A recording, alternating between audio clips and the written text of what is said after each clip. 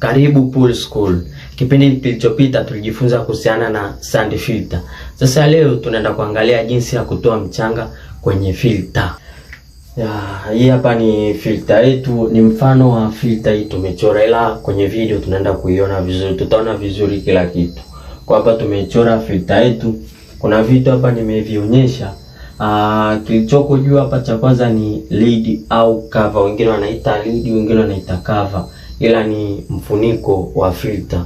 Filter zipo za aina tofauti tofauti, lakini hii hapa ni common sana, ni filter ambayo inatumika sana Tanzania, South Africa, ni filter ambayo inatumika sana hii ya quality.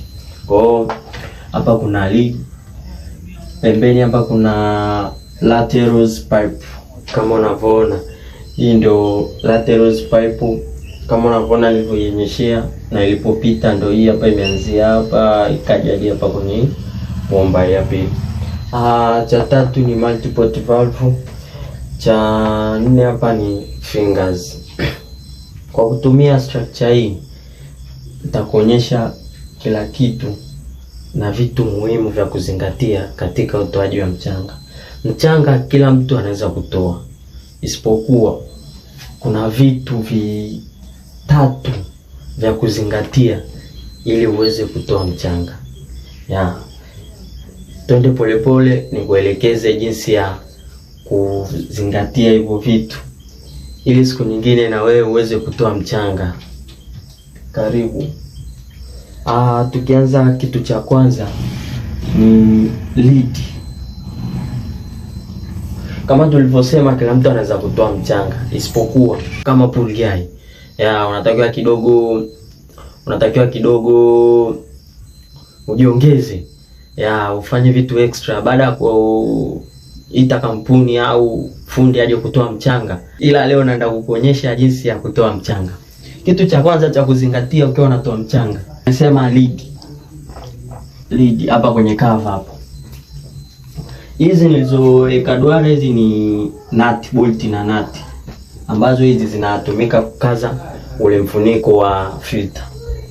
Utafungua, video yetu hapo itaonyesha kila kitu. Part 2 itaonyesha kila kitu. Utafungua hizi nut, utatoa mfuniko ule pembeni.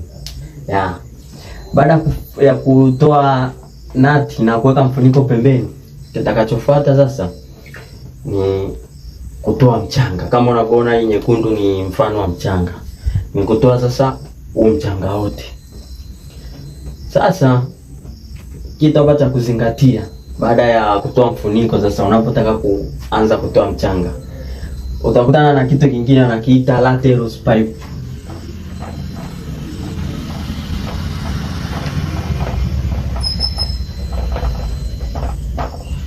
Baada ya kufungua mfuniko, unataka uanze process yako ya kutoa mchanga, utakutana na hiki kitu anakiita lateral pipe. Hicho ni kitu cha pili cha kuzingatia. Kitu cha tatu, baada ya kukutana na hii lateral pipes, kitu cha tatu ambacho hautakutana nacho hivi kwa muda huo ambao umefungua filter na kukutana na lateral pipe, hautakutana nayo. Hii utakutana nayo mwishoni baada ya kutoa mchanga. Tuseme umetoa mchanga wote hapa. Tuseme umetoa mchanga huu hapa, umeshautoa. Umeutoa mchanga wote, umeutoa wote, umeutoa. Mdogo mdogo utaelewa tu hapo. Kila mtu atatoa mchanga. Tuseme mchanga wote huu umeutoa. Mchanga wote huu umeutoa. Kwa umebakia huu hapa chini. Sasa kwenye kutoa mchanga wote utakutana na hivi vitu wanaita fingers. Hiki ni kitu cha tatu cha kuelewa.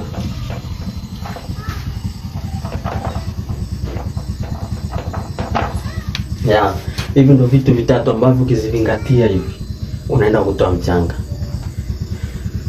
Lid.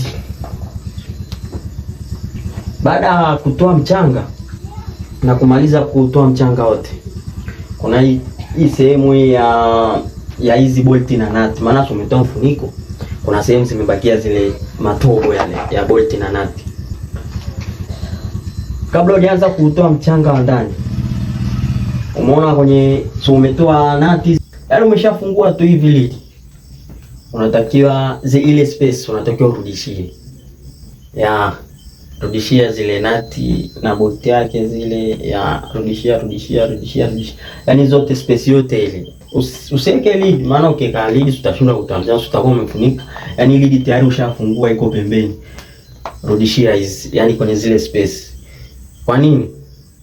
Kwa sababu usiporudishia, ukiwa unatoa mchanga, umetoa either kwa filter tanki la nyingi za quality size kama hii hapa ambayo nimekisia, huwa nyingi zinabebaga kilo 200, 150, 80. Kwa hizi hapa huwa tunatoa mchanga kwa mkono. Kwa wenzetu Ulaya huko wameendelea, wanatumiaga, kuna hose wanatumia kuvutia mchanga au kama unaweza kutumia hose kutolea mchanga, ambao sasa hii hapa lazima kunakuwa na drain valve inakaaga upande wa chini. Kama ukikutana na filter na drain valve, unaweza kuchukua hose ya connect hapa, unaweka multiport, unaweka upande wa west, then unawasha pump ko inakuwa inasukuma na maji yanatoka kupitia hii drain njia hiyo. Lakini filter yetu sisi hapa haina drain valve, kwa hiyo means kwamba tumetoa kwa mkono au tunatoa kwa mkono. Nyingi za quality zinakuwa hazina drain valve, kwa hiyo tunatoa kwa mkono.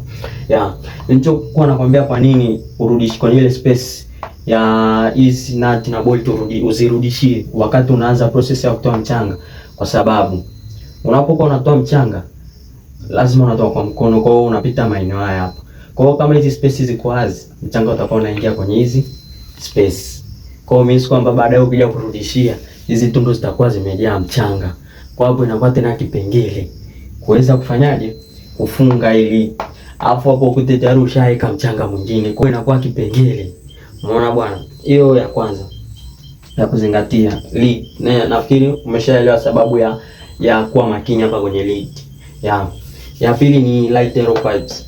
Hii bwana, hii pipes hii kazi yake inazuia mchanga maeneo haya. Inazuia mchanga, then inaruhusu maji masafi kuelekea kwenye swimming pool.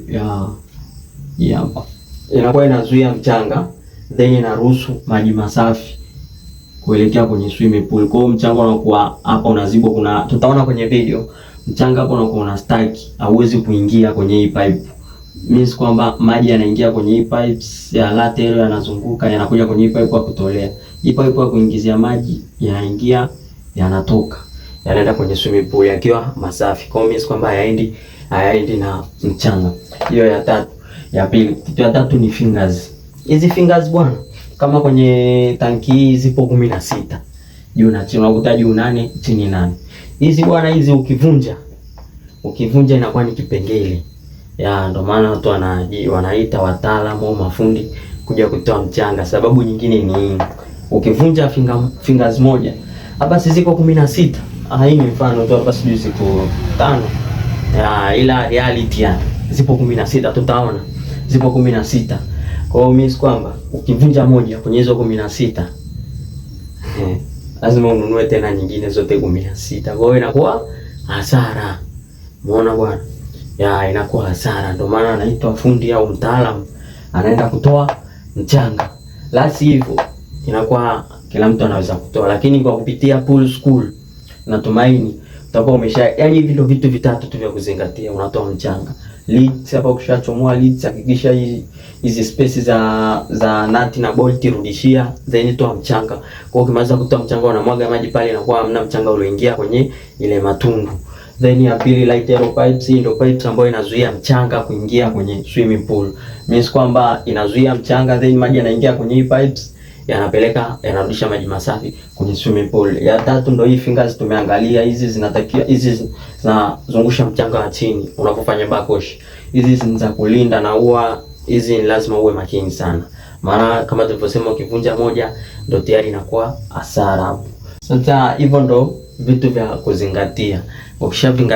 Ukishazingatia inakuwa rahisi kwako kwa kupitia pool school na kuaminisha. Ukizingatia hivi vitu vitatu unatoa mchanga na kuaminisha.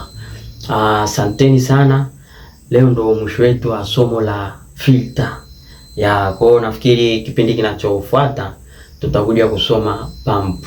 Tutaangalia pampu, aina za pampu, horsepower za pampu, size za pampu, kila kitu kuhusiana na swimming pool pampu. Endeleeni kusubscribe ili tuweze kupata na sisi nguvu ya kuendelea kupost kama hivi na kuwafundisha vitu kama hivi. Asanteni sana. Usiku mwema.